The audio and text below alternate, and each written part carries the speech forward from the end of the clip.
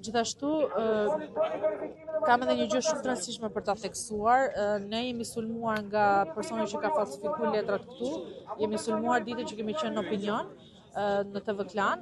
Na kanë bërë prit në det e dera e klanit dhe na kanë sulmuar. Kanë tentuar që të bëjnë një deklaratë për të thënë që ne sulmuam djalin e Fatmir Shpezës, por vërteta është që djali i Fatmir Shpezës na doli përpara, na bëri presion dhe në çështje sekondash na kanë ardhur me 10-15 vet nga mbrapa duke shadhe duke gjujt. Kanë gjujt edhe mua që janë femër. Edhe aq burra të mirë dhe aq burrëri kanë.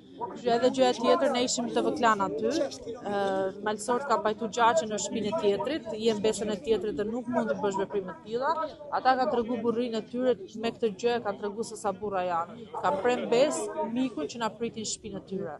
Kështu që shpresoj shumë që drejtësia ta shikojë dhe këtë ngjarje dhe ta kuptojë acarimin e situatës dhe vërtet të marrë masa për të parandaluar një problematikë shumë të madhe që mund të vijë.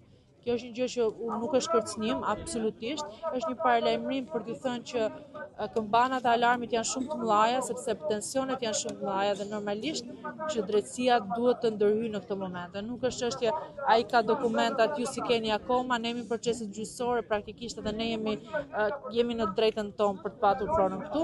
Ata duhet patjetër të ndalojnë punimet për sa kohë nuk është çështja pronësisë.